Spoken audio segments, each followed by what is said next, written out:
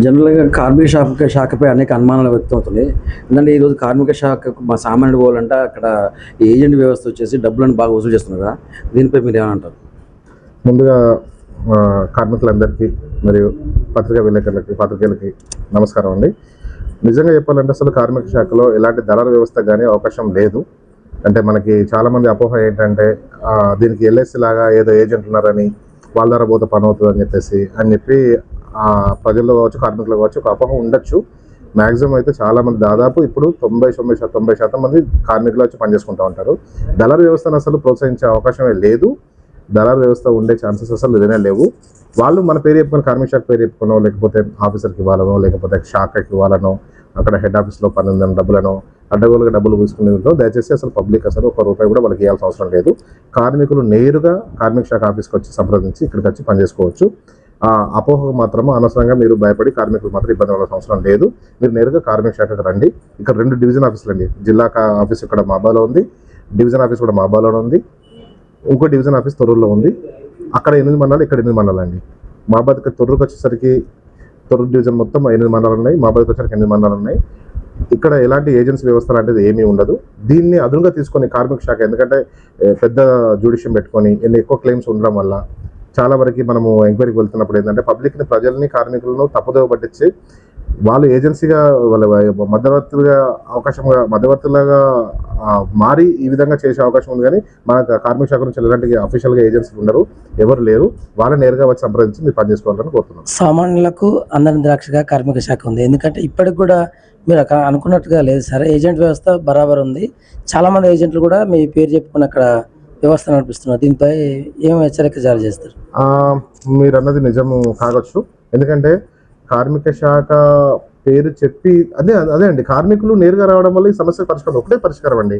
కార్మికులు సరైన అవగాహనతో మన కార్మిక శాఖ ఆఫీస్కి రావడం వల్ల ఈ ఏజెన్సీ వ్యవస్థ, మధ్యలో ఉన్న మధ్యవర్తి వ్యవస్థ అనేది కంప్లీట్గా నాశనం అవుతుందండి. దళారు వ్యవస్థ నిర్మూలించబడాలంటే కార్మికులు స్వచ్ఛందంగా రావాలి. స్వచ్ఛందంగా ఆఫీస్కి రావడం వల్ల ఏ ప్రాబ్లం ఉండదండి. ఇప్పుడు కార్మిక శాఖ దాదాపు ఇప్పుడు చాలా మంది వస్తున్నారండి. పాతప్పుడు అంటే కొంచెం అవేర్నెస్ లేక ఎవ్రీ ఇయర్ ప్రతి సంవత్సరానికి కంపల్సరీ అవగాహన పెరుగుతూనే ఉంటుంది. దాంతోపాటు దాదాపు కార్మికులు ఇప్పుడు నేరుగా మన కార్మిక శాఖ సంప్రదిస్తున్నారు. పాతప్పుడు ఏంటంటే తమ్ము ఇంప్రెషన్ లేకముందు కానీ, వెలుగుద్దు లేకున్నప్పుడు కానీ మీ సేవ వ్యవస్థ ఎప్పుడైతే మనకు ప్రారంభమైందో చాలా వరకు నేరుగా కార్మికులు ఆఫీస్ని వెతుకుంటూ వచ్చి మరి పనిచేసుకుంటున్నారు. అదృష్టం కొద్దీ మనకి కాంప్లెక్స్లో, కలెక్టర్స్ కాంప్లెక్స్లో అన్ని ఆఫీసులు ఒక దగ్గర ఉన్నాయి కాబట్టి ఏ పని మీద వచ్చినా కూడా కంపల్సరీ మన పని కూడా వాళ్ళు కంపల్సరీ చేసుకొని వెళ్ళిపోతున్నారు. అది మాత్రం అపోహనే నేను అంటానండి. నేను ఎందుకంటే ఎవరో ఒకరిద్దరి వల్ల దీన్ని జనరల్ చేసి చెప్పకండి. మామూలుగా అయితే మాత్రం ఇలాంటి వ్యవస్థ జరిగే అవకాశం లేదు. ఎందుకంటే నేను చాలా సంవత్సరాలు ఇక్కడ కార్మిక శాఖ అధికారులకు పనిచేస్తున్నాను. ఇలాంటి అపోహలు కొన్ని మేము కూడా వినడం జరిగింది. బట్ కాకపోతే అది ఖండించాల్సిన విషయమే. అట్లా ఏం వాళ్ళ ద్వారా వస్తే పని అవుతుంది, కార్మికులు నేరుగా వస్తే కాదనేది మాత్రం దయచేసి అది తప్పు విషయం. అది కంపల్సరీ కార్మికులే నేరుగా వచ్చి చేసుకోండి. మేము ఏ దళారు వ్యవస్థను మేము ప్రోత్సహించట్లేదు. ఇంకోటి సార్, కార్మిక శాఖ అధికారులు ఫీల్డ్ మీద రాకపోవడం వల్ల దళారు వ్యవస్థ పుట్టుకొస్తున్నది కూడా ఒక టాక్ ఉంది. దీనిపై మీ స్పందన? అంటే ఇక్కడ కొన్ని విషయాలు ఏంటంటే అండి, నిజంగా మాట్లాడుకోవాలంటే కొన్ని విషయాలు మేము మరణం సంబంధించిన క్లెయిమ్స్ కానీ ఎంక్వైరీ మేము చేస్తాం. బట్ కొన్ని డెలివరీ సంబంధించిన, మ్యారేజ్ సంబంధించిన ఉంటే కార్మికులు ఏంటంటే వాళ్ళు పాపం రోజు పనికి పోయే వాళ్ళు ఏంటంటారు, ఇంటికి మేము వెళ్ళేసరికి తాళం వేసి ఉంటుంది. దానివల్ల ఏంటంటే మమ్మల్ని ప్రజలు మేము కార్మికులు నేరుగా మేము ఆఫీస్ కూడా పిలుస్తున్నాం.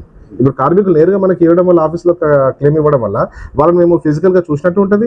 దాంతోపాటు వాళ్ళు నిజంగా వర్కర్ కదా అడిగినట్టు ఉంటుంది. మేము చూసి కూడా డాక్యుమెంట్స్ కూడా ఆన్లైన్లో వెరిఫై చేస్తాము. మేము ఒకవేళ డెలివరీ సంబంధించిన, మ్యారేజ్ డెలివరీ సంబంధించిన క్లెయిమ్స్ అనుకోండి, హాస్పిటల్కి వెళ్ళి ఆ డెలివరీ డాక్యుమెంట్స్ ఇట్లా వాళ్ళ ఇంటికి వెళ్ళకుండా మాకు డెలివరీ సంబంధించిన కామ్ సర్టిఫికేట్ అయినా కూడా మేము ఆసుపత్రిలో వెరిఫై చేస్తే మాకు తెలిసిపోతుంది. ఒకవేళ మ్యారేజ్ సర్టిఫికేట్ అయింది అనుకోండి, మేము నేరుగా ఆన్లైన్లో వెరిఫై చేసుకుంటాం. అది కళ్ళలక్ష్మి డాక్యుమెంట్ కూడా ఎట్లా ఉంటుంది, కళ్ళలక్ష్మి పేపర్ ఉంటుంది కాబట్టి ఇందులో ఉన్నాయో లేవో చూసుకుంటాం. కాబట్టి క్లెయిమ్ జెన్యూనిటీ మనం మ్యాక్సిమం చెక్ చేసుకుంటాము. ఎందుకంటే కొంతసారి కార్మికులు ఇంటికి పోవడం వల్ల, వాళ్ళ పాపం పొద్దాక పనికి వెళ్ళడం వల్ల, వాళ్ళ పాపం అందుగారులు ఉండడం వల్ల ఈ సమస్య అవుతుంది తప్ప డెత్ అయితే కంపల్సరీగా ఒకవేళ నేరుగా మేము వాళ్ళు మాకు వెళితే దొరకకపోయినా కంపల్సరీ మేము ఆఫీస్ పిలిపించుకొని వాళ్ళు చూసిన తర్వాత, మేము ఎంక్వైరీ చేసిన తర్వాత మేము క్లెయిమ్ శాంక్షన్ చేస్తున్నాము. అది ఇంతకుముందు మీరు అట్లా ఉండేది, కానీ ఇప్పుడు ఆ పరిస్థితి లేదు. ఇప్పుడు కూడా డెత్ సర్టిఫికేట్ మేము ఆన్లైన్ వెరిఫై చేసుకుంటాము. అంతకుముందు ఏదైతే తప్పుదాలు ఉన్నాయో ఆ తప్పుదాలు కూడా జరిగే అవకాశం లేకుండా మేము పగడ్బందీగా చేస్తున్నాం. సార్ ఇంకోటి సార్, ఈ కార్మిక శాఖ ద్వారా కార్డు ఉండడం వల్ల ఎలాంటి బెనిఫిట్స్ ఉన్నాయి? అసలు కార్మిక శాఖ కార్డు ఉండడం వల్ల ఫస్ట్ కార్డుని సరైన టైంలో రెన్యువల్ చేసుకోవాలండి. పాపం చాలా మంది నిజంగా కార్మికులు 2009, 10, 11, 12, 13 సంవత్సరాల వాళ్ళు కార్మికులు నిజంగా రెన్యువల్ చేసుకోవడం వల్ల పాపం ఇంతమంది ఈ రోజు వచ్చిన విషయం ఎగ్జాంపుల్ ఇప్పుడే వచ్చిన ఒక విషయం. పాపం 2013లో ఒక నిజమైన కార్మికుడు రెన్యువల్ చేసుకోలేదు, చనిపోయాడు. 18 వరకే ఉంది కార్డు. రెన్యువల్ చేసుకోవడం వల్ల చాలా సమస్యలు పాపం ఇప్పుడు వాళ్ళు తెలియక పాపం నిజమైన కార్మికుడికి కార్డు ఉన్నట్లా అది సమస్య ఎదురవుతుంది.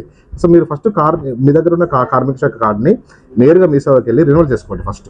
దాని ద్వారా వచ్చే బెనిఫిట్ ఏంటంటే ఎవరైతే కార్మికుడు యొక్క భార్య డెలివరీ అయినా 2 డెలివరీకి డబ్బులు వస్తాయి. కార్మికుడు యొక్క కూతురు మొదటి 2 కూతుర్లకి ఒక్కొక్క కూతురికి 2 డెలివరీలు, అంటే మ్యారేజ్కి డబ్బులు వస్తాయి. 2 కూతుర్లు ఉంటే ఒక్కొక్క కూతురికి 2 డెలివరీలు వస్తాయండి. టెంపరరీ దెబ్బలు శాశ్వతంగా 2 రకాల దెబ్బలు దాకా వస్తాయండి. ఒకటేమో శాశ్వతంగా తాకితే, ఒకటేమో టెంపరరీగా. టెంపరరీ దానికి 13,500 రూపాయలు వస్తాయండి. శాశ్వతంగా దెబ్బలు తాకితే మాత్రం కేవలం ప్రమాదవశాత్తు తాకితే మాత్రమే. ఎందుకంటే ఫర్ ఎగ్జాంపుల్ రోడ్ మీద వెళ్తున్నాడు అనుకోండి, ఏదో ఒక యాక్సిడెంట్ అయింది, ఎఫ్ఐఆర్ కంపల్సరీ కావాలి. ఎఫ్ఐఆర్కి పెట్టిన తర్వాత ఎక్కడైతే మన అంగవైకల్యం శాతం అంటే DRDO వాళ్ళు ఇచ్చే సదరన్ క్యాంప్కు అటెండ్ అయ్యి వాళ్ళు ఇచ్చిన సదరన్ సర్టిఫికేట్ ఒకటి దగ్గర పెట్టుకొని దాని మీద వచ్చిన అంగవైకల్య శాతం బట్టి మనకు అమౌంట్ వచ్చే అవకాశం ఉంటుందండి శాశ్వత విషయంలో. మామూలుగా టెంపరీ విషయంలో చిన్న దెబ్బలు తాకినా మినిమం 5 రోజులున్న హాస్పిటల్లో ఒక 13,500 వస్తాయి. శాశ్వతంగా మాత్రం కంపల్సరీగా దాని మీద ఉన్న అంగవైకల్య శాతాన్ని బట్టి అమౌంట్ వస్తుందండి. అది 20%, 30%, 40% అనేది డాక్టర్ గారు డిసైడ్ చేస్తారు. ఆ DMHO ఇచ్చే మెడికల్ దాంట్లో ఉన్న దాని శాతం అటు వస్తుంది. 3వ విషయం ఏంటంటే సాధారణ మరణం. సాధారణ మరణానికి 1,30,000 రూపాయలు వస్తాయండి. ప్రమాదవశాత్తు చనిపోతే 6,00,000 రూపాయలు వస్తాయి. ఆ ప్రమాదవశాత్తు చనిపోతే కంపల్సరీగా ఎఫ్ఐఆర్ పంచనామా పోస్ట్మార్టం రిపోర్ట్ అవ్వాలి. దాని మీద కూడా ఆ వృత్తి అనేది కన్స్ట్రక్షన్ వర్కరే ఉండాలి. భవన నిర్మాణ కార్మికులు, తాపీకులు, మేషింకులు, పెయింటర్, ఎలక్ట్రీషియన్, ప్లంబరు పడాలి. దాని మీద మళ్ళీ వ్యవసాయ కూలి ఇలాంటి పడడం వల్ల మళ్ళీ కార్మిక శాఖకు మళ్ళీ డబ్బులు రాకుండా ఉండే ప్రమాదం ఉందండి. సార్ ఇంకోటి, కార్మిక శాఖ కార్డు తీసుకోవాలంటే దానికి అర్హులు ఎవరు, ఎలా అప్లై చేసుకోవాలి, ఏమేమి కావాలి పత్రాలు? ఓకే ఇది కార్మిక శాఖలో దరఖాస్తు చేసుకొని కార్డు పొందడానికి వాళ్ళకి కావాల్సిన డాక్యుమెంట్స్ ఏంటి అంటే ఫస్ట్ అర్హులు ఎవరంటే భవన నిర్మాణ కార్మికులు. దాదాపు 64 మంది కేటగిరీలు గవర్నమెంట్ ప్రిస్క్రైబ్ చేసిన ప్రకారం 64 రకాల కార్మికులు ఒక భవనం కట్టడానికి ఎన్ని రకాలు పనిచేస్తారు. మనకు పునాది వేసిన దగ్గర నుంచి మొదలు పెడితే ఇంటికి పుట్టి కొట్టే వరకు ఉన్న రకరకాల కార్మికులు ఒక 64 రకాల కార్మికులు ఆ లిస్టు మన దగ్గర ఉంది. గవర్నమెంట్ మీసేవ దగ్గర ఉండడం జరిగింది. ఆ రకాల కార్మికులకు మాత్రమే అర్హులు. వీరు నేరుగా అలాంటి అర్హత ఉన్న వాళ్ళు ఎవరైనా కార్డు లేకపోతే నేరుగా మీసేవకి వెళ్ళి అక్కడ ఒక దరఖాస్తు తీసుకొని మన ఆఫీస్లో దరఖాస్తు ఉంటుంది, లేకపోతే మీ సేవలో కూడా దరఖాస్తు దొరుకుతుంది, మనకు ఆన్లైన్లో కూడా దరఖాస్తు దొరుకుతుంది. ఆ దరఖాస్తు ఫిల్అప్ చేసేసి 2 ఫోటోలు, ఒక Aadhaar card, ration card, bank account xerox copy పెట్టేసి ఒకవేళ ఏదైనా యూనియన్లో పనిచేస్తే యూనియన్ సభ్యత్వ కార్డును నమోదు చేయాలి. అందులో మీరు జతపరచచ్చు. ఒకవేళ ఏ యూనియన్లో పనిచేయకపోయినా అడ్డం మీద పనిచేసిన చూడడం కూడా నిజంగా బిల్డింగ్ వర్కర్ అయితే వాళ్ళు కంపల్సరీగా మీ సేవలు అప్లై చేసుకొని అట్టి దరఖాస్తును మా ఆఫీస్లో ఇవ్వచ్చు, లేదా ఇవ్వకపోయినా కూడా మాకు ఆన్లైన్లో జనరేట్ అవుతుంది కాబట్టి దాన్ని మేము వెరిఫై చేసుకొని వర్కర్ కార్డు చూసుకొని మేము కార్డు నమోదు వాళ్ళకి చేయడం జరుగుతుంది. డాక్యుమెంట్స్ వచ్చేసి 2 ఫోటోలు, ఒక Aadhaar card, ration card, bank account xerox card సరిపోతుంది. ఒకసారి కార్డు తీసుకోవడానికి ఎంత ఖర్చు అవుతుంది? ఏజెంట్ దళారీ వ్యవస్థ ఏంటంటే సార్ సుమారు 600 నుంచి 1000 రూపాయలు వసూలు చేస్తున్నారు కదా, నిజానికి ఎంత అవుతుంది ఇది? మామూలుగా అయితే గవర్నమెంట్ ఛార్జ్ చేసే పైసలు అంటే 110 రూపాయలు అండి. 110 రూపీస్ వచ్చేలాల్సింది, అంతకంటే ఎక్కువ తీసుకోవద్దు. 110 రూపాయలు తీసుకోవాలి.